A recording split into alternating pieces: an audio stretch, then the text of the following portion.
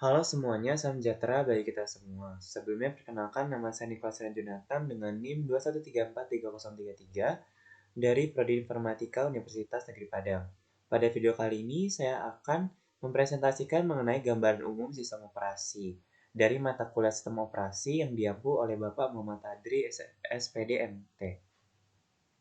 Sistem operasi. Sistem operasi merupakan suatu program yang mengontrol eksekusi program aplikasi. Fungsinya sebagai interface antara pengguna komputer dengan hardware komputer. Tujuan dari sistem operasi ada tiga. Yang pertama, kemudahan, yaitu membuat komputer menjadi lebih mudah dipakai. Yang kedua, efisiensi, yang memungkinkan sumber daya sistem komputer untuk digunakan dengan cara yang efisien. Dan tujuan yang terakhir yaitu kemampuan untuk berkembang. Sistem operasi harus disusun sedemikian rupa sehingga memungkinkan pengembangan yang efektif, pengujian, dan penerapan fungsi-fungsi sistem yang baru tanpa mengganggu layanan yang telah ada. Fungsi yang pertama yaitu sistem operasi sebagai interface pengguna atau komputer. Di dalam fungsi ini, sistem operasi berfungsi sebagai mediator yang membuatnya menjadi lebih mudah bagi pemrogram dan program aplikasi dalam mengakses dan menggunakan fasilitas dan layanan. Apa aja sih layanan-layanan yang diberikan oleh sistem operasi? Yang pertama ada pembuatan program. Sistem operasi menyediakan editor dan debugger untuk membantu para pemrogram dalam membuat program. Layanan yang kedua, eksekusi program.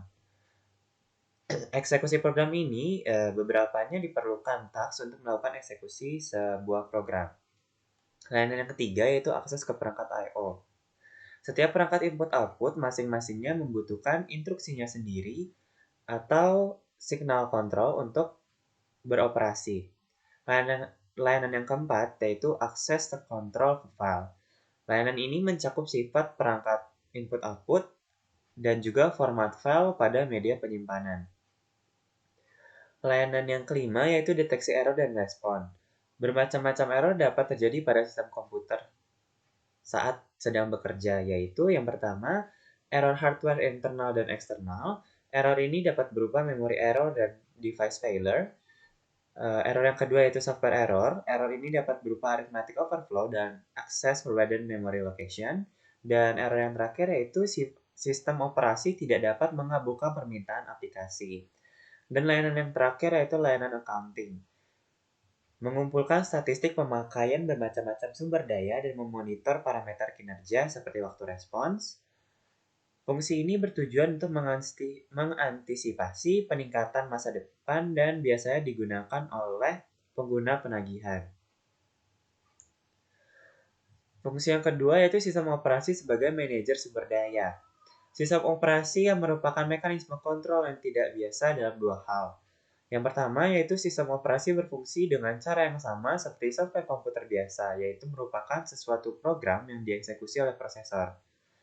Dan yang kedua, seringkali sistem operasi mengeluarkan kontrol dan harus bergantung pada prosesor untuk memungkinkannya memperoleh kembali kontrol. Dan yang ketiga, fungsi yang ketiga yaitu mengenai evolusi sistem operasi. Apa-apa aja faktor penyebab evolusi sistem operasi? Yang pertama yaitu adanya upgrade hardware serta hardware yang jenis baru. Misalnya mekanisme paging serta pemakaian terminal grafis dan terminal mode halaman yang menggantikan terminal mode baris gulung. Faktor yang kedua yaitu layanan baru. Untuk menjawab kebutuhan para pengguna atau para manajer sistem. Dan faktor yang ketiga yaitu perbaikan. Karena setiap sistem operasi memiliki fault. Nah, fault-fault ini ditemukan dalam periode waktu tertentu dan kemudian dilakukan perbaikan. Selanjutnya ada layer sistem komputer, dapat dilihat di gambar berikut. Layer paling bawah adalah komputer hardware, di atas ada operating system atau sistem operasi, di atas ada utilitas, dan paling atas adalah aplikasi program. Selanjutnya kernel. Kernel merupakan bagian dari sistem operasi yang berada di memori utama. Kernel ini berisi fungsi-fungsi yang sering digunakan. Kernel biasanya disebut sebagai nukleus. Selanjutnya evolusi sistem operasi. Yang pertama ada itu pengolahan serial. Di dalam pengolahan serial tidak ada sistem operasi. Mesin berjalan dari konsol dengan lampu tampilan dan saklar-saklar, perangkat input dan juga printer. Lalu ada jadwal tom, satu kali setup termasuk memuat compiler, program sumber, menyimpan program yang dikompilasi, dan memuat serta menghubungkan. Dalam pengolahan serial, pengguna memiliki akses ke komputer secara serial. Itulah alasan mengapa pengolahan ini disebut pengolahan serial. Ternyata permasalahan dalam pengolahan serial. Yang pertama ada scheduling atau penjadwalan. Instalasi menggunakan formulir pemesanan waktu mesin. Pengguna harus mendaftarkan dirinya untuk memesan blok waktu yang berupa kelipatan setengah jam dan seterusnya.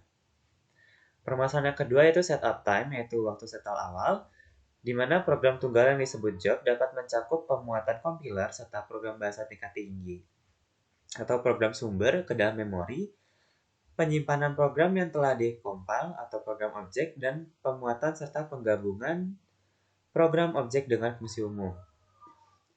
Selanjutnya evolusi yang kedua yaitu adanya sistem batch sederhana.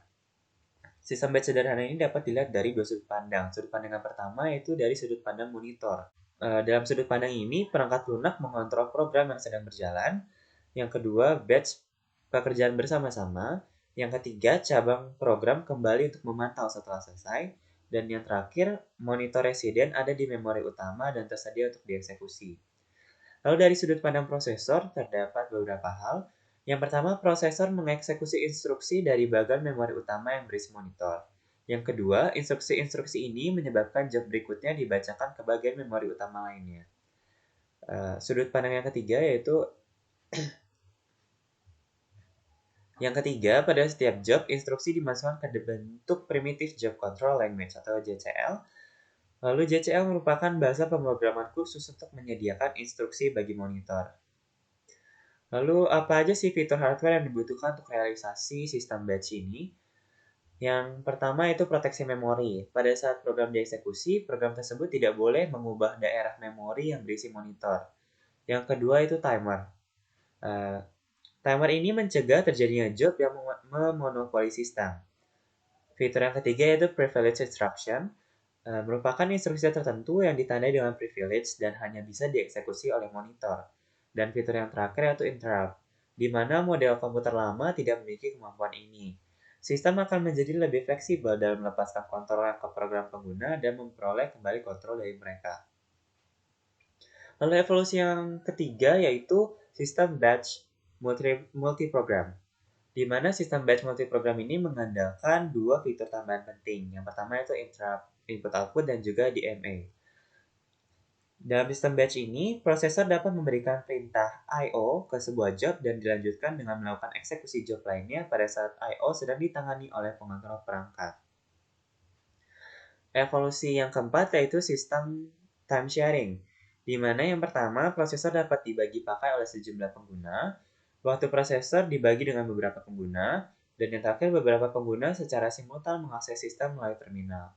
Di bawah ini terdapat tabel perbedaan antara batch multiprogramming dan juga time sharing. Yang pertama itu dari segi tujuan utama. Batch multiprogramming akan memaksimalkan pemakaian, sedangkan time sharing akan meminimalkan waktu respons. Yang kedua, sumber instruksi-instruksi ke sistem operasi. Pada batch multiprogramming, instruksi job control yang menyediakan perintah dengan job. Sedangkan pada time sharing, perintah-perintah yang dimasukkan pada terminal. Lalu apa aja hasil-hasil utama dari sistem operasi? Yang pertama itu proses, yang kedua manajemen memori, yang ketiga proteksi informasi dan keamanan, yang keempat penjadwalan dan manajemen sumber daya, dan yang terakhir struktur sistem. Proses. Kata proses ini pertama kali digunakan pada perancang Multics pada tahun 1960-an. Definisi proses ini ada program yang sedang dieksekusi, jiwa yang dianimasikan sebuah program, dan juga ada beberapa definisi lainnya. Lalu terdapat 3 arah perkembangan sistem komputer. Yang pertama yaitu konsep proses multiprogramming, di mana konsep ini menjaga agar prosesor dan perangkat input-output, termasuk perangkat penyimpanan, tetap dalam keadaan sibuk untuk memperoleh efisiensi yang maksimum. Yang kedua, general purpose time sharing, di mana responsif terhadap kebutuhan pada pengguna dan saat ini, dengan alasan biaya, harus mampu mendukung pada pengguna yang berjumlah banyak secara simultan. Dan yang Arah perkembangan terakhir yaitu Transaction Processing System, di mana sejumlah pengguna melakukan query atau update terhadap sebuah database. Kesulitan dalam perancangan sistem software. Yang pertama, sinkronisasi yang tidak tepat. Kita harus memastikan suatu proses menunggu perangkat input-output menerima sinyal. Yang kedua, mutual exclusion yang gagal, yaitu kasus di mana lebih dari seorang pengguna atau program yang akan berusaha untuk menggunakan sumber daya yang dapat digunakan bersama-sama pada saat yang sama pula. Kesulitan yang ketiga yaitu operasi program yang tidak ditentukan. Program yang seharusnya hanya bergantung pada input untuk operasinya, bukan bergantung pada area memori umum. Dan kesulitan yang terakhir yaitu kebuntuan atau deadlock, yaitu dua program atau lebih akan terhenti karena satu program dengan program lainnya saling menunggu. Lalu komponen proses. Terdapat 3 komponen proses. Yang pertama yaitu program yang dapat dieksekusi atau executable. Yang kedua, data terkait yang dibutuhkan oleh si program, yaitu seperti variabel, ruang kerja, buffer, dan lain-lain. Dan yang komponen ketiga yaitu konteks pelaksanaan program, yaitu seluruh informasi yang diperlukan oleh sistem operasi untuk mengatur proses dan prosesor untuk mengeksekusi proses secara benar. Konteks ini dapat berupa isi register dan penggunaan sistem operasi. Selanjutnya, manajemen memori. Sistem operasi memiliki 5 tanggung jawab penting dalam manajemen memori. Yang pertama yaitu isolasi proses. Sistem operasi harus dapat mencegah agar proses independen tidak saling mengganggu data dan memori. Yang kedua, alokasi otomatis dan manajemen. Program harus secara dinamis dialokasikan ke hierarki memori apabila diperlukan. Tanggung jawab yang ketiga yaitu dukungan pemrograman moduler. Pemrograman harus mampu membuat dan menghapus modul-modul program serta mengubah ukuran modul secara dinamis. Tanggung jawab yang keempat, proteksi dan kontrol akses, di mana penggunaan memori secara bersama-sama pada sebarang tingkat hierarki memori akan memungkinkan sebuah program menunjuk ruang memori program lainnya. Dan tanggung jawab yang terakhir yaitu penyimpanan jangka lama, yaitu banyak pengguna dan aplikasi memerlukan cara penyimpanan informasi dalam waktu yang relatif lama. Selanjutnya, proteksi informasi dan keamanan. Terdapat 3 kategori pekerjaan dalam keamanan dan proteksi. Yang pertama, pengontrolan akses. Pengontrolan akses ini berkaitan dengan pengaturan akses pengguna ke sistem keseluruhan, ke subsistem, dan data, serta pengaturan akses proses ke berbagai sumber daya dan objek yang terdapat di dalam sistem. Kategori yang kedua yaitu pengontrolan aliran informasi, di mana akan mengatur aliran data dalam sistem dan pengantarannya ke para pengguna. Kategori yang terakhir ada sertifikasi. Sertifikasi ini berkaitan dengan pembuktian bahwa mekanisme akses dan aliran kontrol dilakukan sehubungan dengan spesifikasinya dan bahwa mekanisme tersebut menerapkan kebijakan proteksi dan keamanan yang diinginkan. Selanjutnya, penjadwalan dan manajemen sumber daya. Tugas utama dari sistem operasi adalah untuk mengatur berbagai sumber daya yang tersedia, seperti memori utama, perangkat input-output, dan prosesor, dan untuk menjadwalkan penggunaannya oleh berbagai proses aktif. Faktor-faktor yang perlu diperhatikan dalam penjadwalan dan manajemen sumber daya. Faktor yang pertama yaitu keadilan, di mana memberikan akses yang sama dan adil ke semua proses. Faktor yang kedua yaitu responsivitas diferensial, di mana akan membedakan antara berbagai kelas pekerjaan. Dan faktor yang terakhir yaitu efisiensi, memaksimalkan throughput, meminimalkan waktu respons, dan mengakomodasi sebanyak mungkin penggunaan. Elemen kunci dari sistem operasi untuk multiprogramming adalah sebagai berikut. Yang pertama, service call handler. Yang kedua, interrupt handler. Yang ketiga, long term queue. Yang keempat, short term queue. Yang kelima, I/O queue. Dan yang terakhir, short term scheduler. Lalu, struktur sistem. Struktur sistem akan melihat sistem sebagai serangkaian level, di mana setiap levelnya akan melakukan subset fungsi yang terkait. Setiap levelnya juga akan bergantung pada level yang lebih rendah berikutnya untuk melakukan fungsi yang lebih primitif. Struktur sistem akan menguraikan masalah menjadi sejumlah subproblem yang lebih mudah dikelola. Lalu apa saja karakteristik dari sistem operasi modern? Ada 5. Yang pertama yaitu arsitektur mikrokernel, multithreading, multiprocessing simetris, sistem operasi terdistribusi, dan rancangan berorientasi objek. Yang pertama, arsitektur mikrokernel.